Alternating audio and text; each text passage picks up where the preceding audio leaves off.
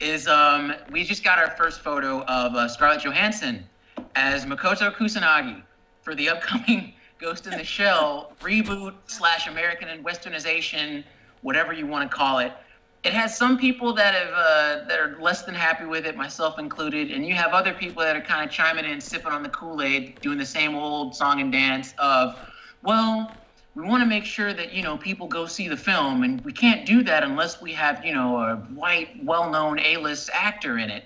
And it's such an old argument, and it's so played out, and I'm just so tired of it. But on the upside of that, a writer, I guess he's a writer and an artist, a fellow by the name of, I hope I'm not butchering his name, John Sue. He took to Twitter a couple days ago, and he had a brilliant rebuttal for that argument that I just presented to you.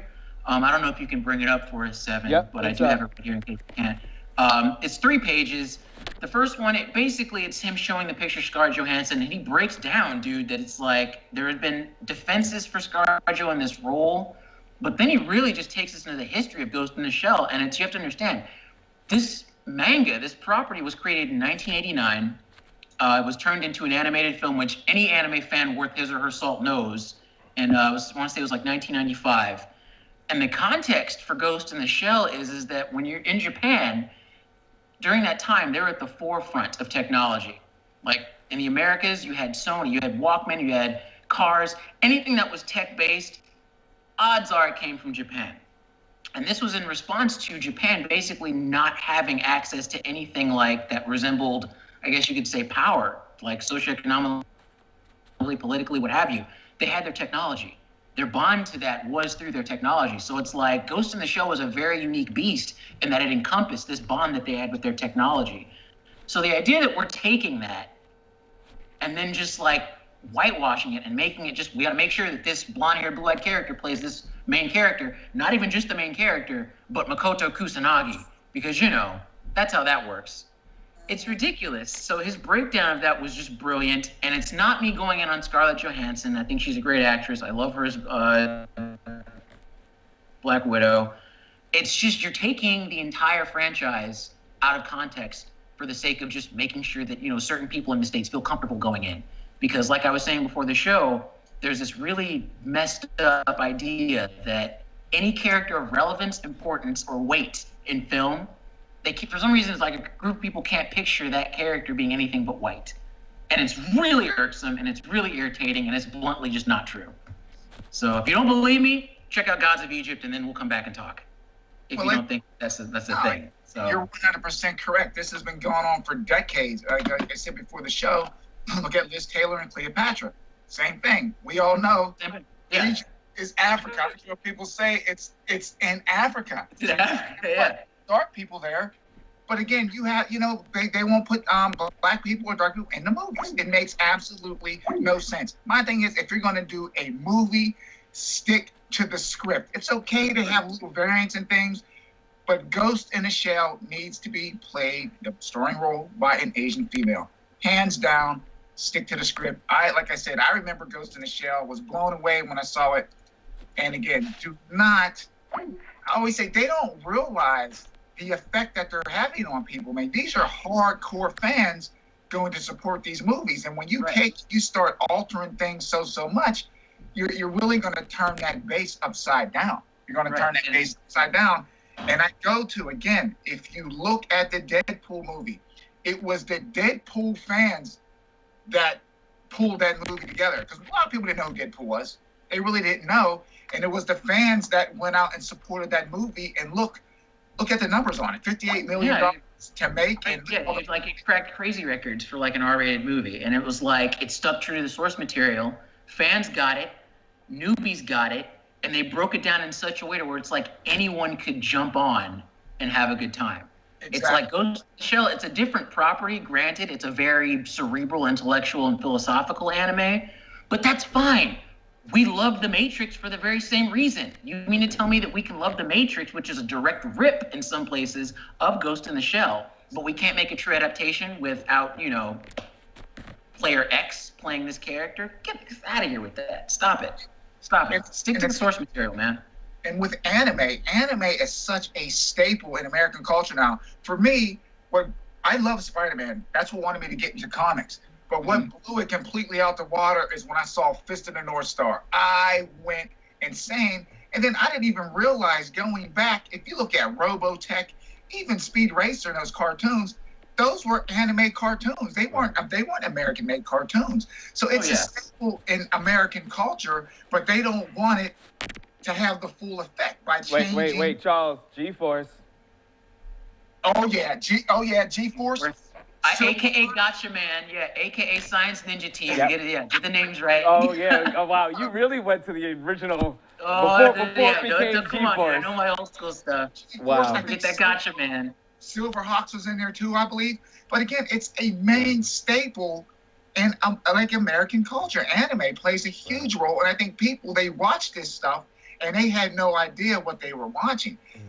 My thing is, let the characters be true to the form that they were created in, man. That's true art.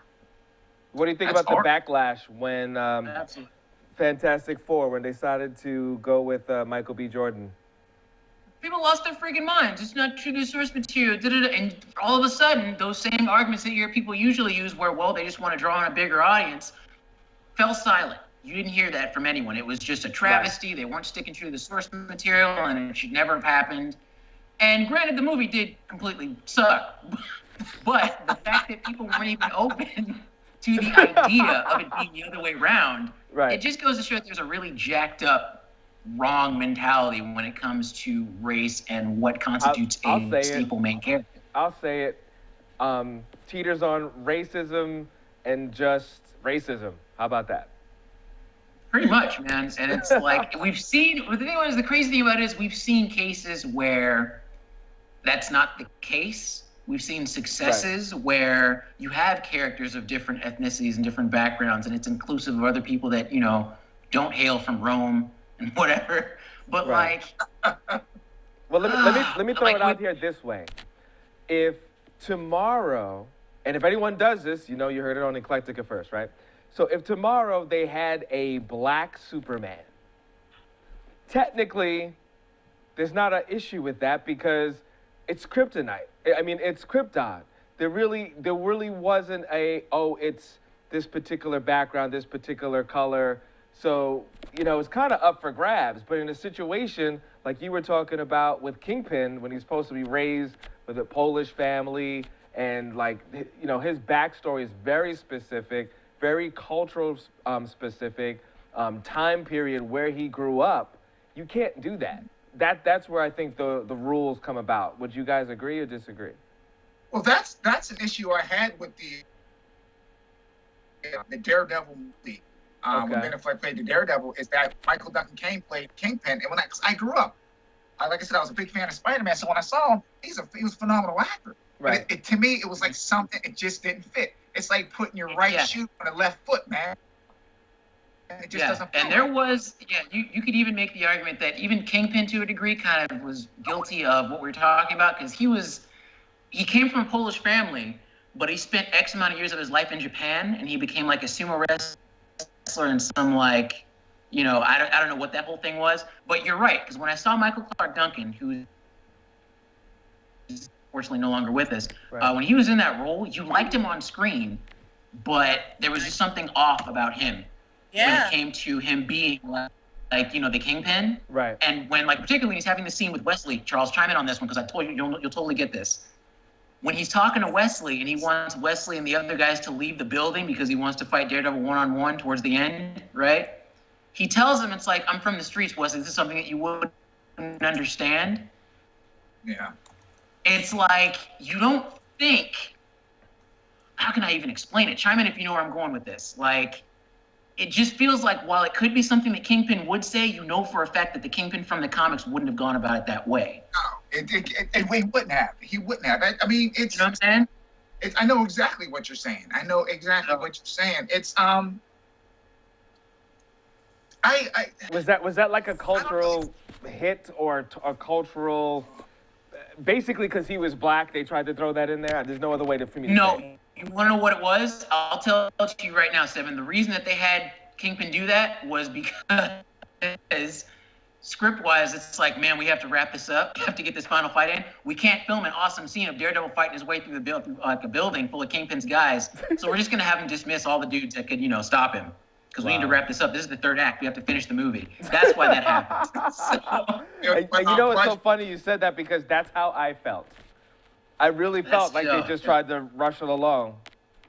So that's funny. It's like, we got to wrap it up, guys. So let's just have him, do away with all the guards and the armed security, and we'll just have him fight him like, just a couple bros. Wow. So. And we all know how that movie turned out. It would staying on this topic. Everyone knows what Marvel's doing, rebooting and changing different things. Right. And I always thought, how would the American audience react if they took the alternate universe? Because, Spider-Man is black. He's a young kid. How would they react if they took and they made Peter Parker black and they put him in a film? How would the people react? And after looking at Fantastic Four, I don't think people would take too kindly to that. Did you guys see the SNL skit about the formation when white people found out that Beyonce was black? Did you guys see that skit? Yeah. No. That was Anything with hilarious. Beyonce, I tend to avoid. And you should definitely get your life together and see that skit, because that is the answer to your question, Charles. To any question involving what would happen if there was more people of color put in a forefront role in a film in a positive light, that's what would happen. They would lose their minds. I'll look it up. Again, I'll groan when I hear the Beyonce stuff, but all right, I'll check it out. So I'm glad we're actually on the Spider-Man thing, because that segues into what we're going to talk about later. So the title for the next Spider-Man movie came out. This is like Marvel's, I guess, pairing / reboot that they're doing with, is it 20th Century Fox that had the rights to that? Did I get that wrong? Sony, I'm sorry, Sony. Sony. So the new name, this thrice rebooted Spider-Man franchise now is Spider-Man Homecoming. And when I read that, I groaned, because I'm just like, when I hear Spider-Man Homecoming, I just automatically recall that Spider-Man is once again going to be in high school beefing with Flash Thompson. And I think of just that, homecoming. Like, that's his big thing. He's getting ready for homecoming, and he's Spider-Man, and he's in high school still. And that jumped on our whole other thing that we were ranting about before the show, about how Spider-Man never grows up. He's on some Neverland shit, but Yes. I don't know. What do you guys think? Spider-Man never grows up. Batman never sees a psychiatrist. And I don't know, we need a threesome thing in this one. I don't know. Superman never gets over his, over Napoleon complex. I don't know. Is that a thing? Because that's hilarious. Well, the bottom line is, everybody knows who Spider-Man is. So you can just have the title Spider-Man. Like I said, have him at the Bugle getting chewed out by Jonah Jameson. Parker, I need this article of photos on my desk, blam, and start the movie off. You don't have to explain bitten by a radioactive spider. Flash, it's been done so many times. Have them established already, man. Is this kid Spider-Man? You know it. We totally. No, that's something that you found that's just wrong. It looks funny. Don't get me wrong. No. He's in the movie. I just don't know what part he's playing. If you're gonna make a new kid, please let's do the Miles Morales one. I'm really interested in that, and I would love to see him interact with Nick Fury, because he does in the comics, and there's some really good dialogue between him and Nick Fury in his comic that I really wish that they would have in any comic with Samuel L. Jackson's character interacting with people. But we're never going to get that, because they can't get off their issues. But I would like Peter Parker, but I want to see Peter Parker when he's actually a professor at NYU. That'd be nice. I think would be pretty great. Actually, sure. So 7 is the picture of Michael Keaton.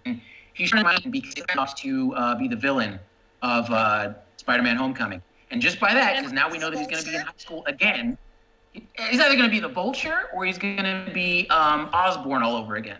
As you know, his first film always. I bet you anything. Mark my words. What's today? April 17th, 2016. Yeah. Mark my words. I said it here first. If he does get picked, he's going to be either the Vulture or he's going to be Osborn. What is I really hope it's what is Vulture. Laura Hall? I think it's Hollis, the Haltis. What role? I don't know. I think you have the wrong actress, dude, because Zendaya is up for a role in that one. You guys know who she is, right? Yeah, they're finally giving her a job. Yeah, the tall, ridiculously gorgeous musician chick. She's up for some role in that movie. I don't know who. So That's the thing. I keep seeing a lot of things online with different people saying they're in the film, but not But they don't say who they're playing. exactly. So like, what's the point? They might not want to get the whistle blown because they know when they start making these cast choices and telling people too early, all heck breaks loose. So they're probably Yeah, and also too, for example, when they were doing Amazing Spider-Man that Emma Stone was going to be up for Gwen Stacy, the countdown for when she would die immediately went up like that. Oh wow. So like it kind of blows the movie in the long run. Well, they had Fans talk too much. that was the only way that would have worked. She had to die in that movie. Eventually, yeah, but it's like from movie one when she was there, it's like she's gonna die, she's gonna die, she's gonna die, she's gonna die at the end of this movie, she's gonna die any minute now, she's gonna die. So, You know, too, Wow. for argument's sake, how we were talking about the whole, the casting different races and stuff for roles, I think Nick Fury works. I think Samuel L. Jackson brings a lot of substance to Nick. Because when I first saw it, I was like, I don't know about Samuel L. Jackson doing Nick Fury. But he does a heck of a job. And I think that one actually works pretty darn good, having a black Nick Fury. So that does work. you do know the story for that though, right? No. Like that whole thing got started in the Marvel Ultimate Comics run. It was a big reboot. Yeah. They used Samuel's likeness, and he actually hit up Marvel pissed because he's like, dude, you guys aren't giving me like likeness rights. What's going on? They sat him down when they were framing what was the framework for the first run in the Marvel movies, and he's like, I want the role of Nick Fury. Then if you're gonna do that, we'll be cool. And there you have it. The rest is history. It works. But it works, man. I like him as that Nick Fury. You remember that? Look that up. David Hasselhoff actually played Nick Fury in a Nick Fury. Oh, please, Oh let's my not talk about that. I God. forgot about that childhood freaking bash. No. I remember that. Oh, legendarily bad, but hilarious. It's like if you look at it as a comedy, it's great. If you look at it as strictly just a comedy film, you're gonna do fine. I remember But that. yeah. I can still see that as arbitrary. So speaking of jokes, Charles, You're breaking up a little bit. Yeah, break it up. It's hilarious. news apparently some stuff was not popping for you this week in the gaming. I can't hear him. I think your Wi-Fi is bugging. Talking about gaming, right? This is live, folks. Okay. All right, this is it. I've been gaming for a long time. I'm gonna date myself here. I got my first system was the Magnavox Odyssey. So I've been gaming for a long time. So I played just about every video game system out there, or I've owned it. So I was a big fan of Doom, right? I remember playing Doom, getting scared, turn the lights out, you know what I mean? You're running and shooting and stuff. So I played the beta of Doom. I'm like, what are they doing to these games? So disappointed. And I played the Doom multiplayer, and it was like playing a bad version of Unreal Tournament or something. You're on the Xbox One. That's what I was playing it on. I don't get it. I really don't understand where gaming is going. It's going backwards as far as I'm concerned because the games aren't as good as the old ones used to be. So I'm just saying Doom, I played that, awful. And then I played the beta for Battleborn. Battleborn to me seems like another Halo knockoff that's just all over the place. When you're playing a game and you're like, okay, what am I supposed to be doing? Because I have no idea. It's pretty bad, man. I don't know if games are afraid to be their own entity. You know what I mean? It's like they always got to try to copy some other game. Well, we're going to make it has to be Halo, or it has to be a mixture of Halo and Call of Duty, instead of saying, hey, we're going to make a game and it's going to be our own thing and it's going to be great. But they're always trying to mimic and copy everyone else. So for me, stay away from Doom, stay away from Battleborn. Highly disappointed. Am I still on mute? Can you guys hear me? Yep, we Yeah, I can. can hear you. Okay, so I'm actually surprised about that one on your end, Charles, because Doom, I grew up with Doom. I wasn't like a fanatic about it, but I did play it. We'd all gather around like my house, like on Fridays or after school even, and play it, and it was just like ritual for us. So I'm versed with that. Battleborn, I was really curious in, and that kind of bums me out because I'm not like you. I don't do first-person shooters. It looked fun. It had the RPG elements. It had the parts that were reminiscent of what was it, Borderlands, which I love. It's one of the few like first-person shooters that I absolutely adore, and the character designs were great. That's what probably got me the into part it the about it. most. There was a ton of different characters. I mean, it wasn't your stereotypical characters. You had a wide range, but besides that, it's like there's no substance to the game. Okay. It's just like you're just running aimlessly around. I don't know. I think if they would have maybe built on a story more with the characters, it might have. Again, it's a beta, but we all know betas really don't change that much when they come out. We'll They'll see. fix some of it. I'll come back to you with that because I feel like typically we can come to a consensus when it comes to video games, but this is coming from the same dude that you love, The Division, right? I'm going to tell you why. I thought about that today. This is my thing about The Division. It has, what I noticed is a lot of games coming out now, they all have their bugs and glitches. That's from Destiny to Modern Warfare, COD, all these games that come out buggy, man. I don't know what these game testers are doing. But one thing that I loved about the Division, I work in New York City. The map layout and the design is probably one of the best I've ever seen. And that's I can St. see Patrick's it being a Cathedral. stock. Or you walk past the movie theater and you're like, man, that's the movie, that's the theater that's all Batman and Superman in. The game, I mean, it does have its bugs, but overall, the essence of the game is there. And this is one thing I'll say about The Division. The success on that game is going to ride on the DLC. And I hate DLC because I think it just rips gamers off. But the base of the game is the base of the game is solid, even though it has a lot of bugs in it. But again, the map design on that stuff is phenomenal. And again, they have really great elements, hopefully with the DLC packs. And they patched up a bunch of stuff recently, too. They went and they patched up a lot of stuff.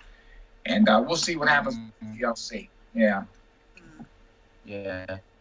All right, we'll see. So that's back to as we continue that discussion about Battleborn. Because I'm almost in disbelief. I need to see for myself. Well, I think part of the issue with that might have been the simple fact that for the reliance on the DLC, that's probably why they don't have a real story. Because that's my thing with first-person shooters. Like, if I'm playing a video game, I do like character development. I do like story. That's why I liked Gears of War. I generally am not really big into FPSs, but that one got me because it actually had a really good story and like solid campaign that was offline. So I'm like, okay, I can invest in this. But I don't see that really happening anymore. And I find myself playing older games now to have that as far as like story along with, the activities that I'm doing in the game. So I think, Charles, that might be a big reason. They're relying more on the action portion of it than story. And that has a lot to do with them wanting to just, here's DLC, DLC, DLC. Don't worry about story. And you can't, for like a real true hard time gamer, you can't be entertained by that for long. And play Dark Souls. Play Dark Souls 3. That is so story heavy, and the gameplay is unforgiving as all hell. You get the best of both worlds. I'm going to get Dark Souls this week. And I'm curious too. I love the game. They're hard, but you're going to get your money's worth out the game. Yeah, you get your money's worth. I was about to say, it's the same thing. You get your money's worth. This is going back to Battlefront. Hopefully, I forgot the name of the game.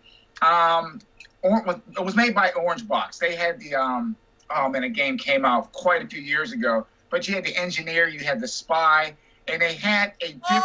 Oh, I forgot the name. Team Fortress. There we go. That to me, it was simple, but the game was fantastic. That's what Battleborn is missing. It's like you're in the game, you know what your objective is, you go and you do it. Battleborn, so Team Fortress to me, that was the essence of, you had a bunch of different characters, totally, completely out of the box, and it worked. That's what Battleborn, they need to take notes off of Team Fortress. That's what they need to do. Yeah. Team Fortress. Thank you. Yeah, that game was so effective and so popular that there's still a cult following to this day. I'm part of it because a lot of people who like Team Fortress also like, a lot of other games, even from Valve, like Portal and stuff like that. So we all tend to be within like the same bubble kind of. But yeah, Team Fortress definitely rocks as one of those multiplayer FPSs. Yeah, for sure. Yeah. Nice. Seven, what are you? Russell, you've been quiet this show. Can you hear us? You know what? I'm just so happy to be a part of this ensemble that I could just sit back and to look at you you've been guys, quiet, man. listening and learning. I thought you were deaf. Join us, Seven. Join us. Come to the light. Oh, so wait. So Seven, you've been watching.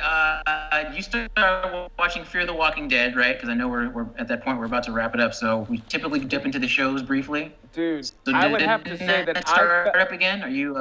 Listen, I fell asleep 3 times watching the season premiere of Fear the Walking Dead, and have it, folks. That's the. and that's all I have to say. It was Seven on. No, I mean it was just like. All he's got. So. Yeah. Yeah, you know, I think it's really bad for. I like the way that they passed the baton from Walking Dead to Fear the Walking Dead, but because The Walking Dead leaves at such a high pitch, you have to continue with that energy. You can't like step back and like warm people up. It doesn't work if you're gonna do that kind of marketing. You understand what I'm saying? So, I'm sure it'll get better. We'll see today. You'll see today. But I have to say the 100 has become very interesting. It's starting to move a lot better, a lot more plot twists. They're moving things along a lot further. Quick recap: Legends of Tomorrow. They've been staying consistent. It's been consistently good, and it goes like it's good, and then it gets a little better, and then it levels out a bit, and then it gets good again. So that's my favorite show right now. The Flash is a close second, and at this point, I'm ready. You ready to? I didn't hear that one. I'm sure this is a hit towards the Arrow. And this huge down note with Felicity and freaking Oliver. I'm just so over it. I'm so and they done. broke up now. We had like all the little fanboys and girls that were like so distraught over them breaking up. And then I guess to offset that, they killed off Laurel, which was actually pretty sad. Right. They killed off her character. Yeah. And I feel like it was just shock value because she's gonna. I didn't know that. They killed her off? They killed her off. I'm sorry, I blew it for you. Spoiler alert. It's my own fault. But no, the last episode, she died. She's been on the show since the beginning. I hated her at first. She grew on me over time. And she's dead. At least this iteration of her, because they have the multiverse. Right. So she's going to come back, bet you anything, as the Earth 2 Black Canary, where she's a metahuman. And I hope that doesn't happen. Listen, I think it will. I think it will. The best thing with Arrow right now is to slowly kill people off. Keep it interesting. I don't want to know, because you pretty much know exactly what's going to happen. And then at the end of every episode, after they they get a little Band-Aid, a little cut, a little scrape, and hey guys, everything's going to be great. And I'm tired of that. Well, my biggest problem with Arrow is that there was no real slow burn in the series, if you notice. Everything happens immediately like that. It's like they're on this whole instant gratification kick. Right. When we thought that Oliver died, right. He came back 2 episodes later and he was perfectly fine. They never really explained how he survived, which really pissed me off. Whatever. Right. It's like they don't do that in Flash, which is great. Deaths, so far, they stick. And in Legends of Tomorrow, people have, as of yet, Carter Hall hasn't come back yet. Hawkman? Right. He's still pushing him up. So I'm just like, all right, guys, I like that there's risk. Right. Well, one good thing, remember, it's actually not in Legends of Tomorrow, when they showed the future, an alternative future with Arrow. Remember he lost an arm, and he said basically there was no team left. So that would be cool if it kind of builds up to that and they slowly die off. That'd be great. We'll see, because that's a possible universe. So there we could have some variation of that in the future lying ahead. And then they do recasting. They're going to cast other characters. So you're going to have like this rotating cycle of people that kind of come in. Right. It's a cool concept.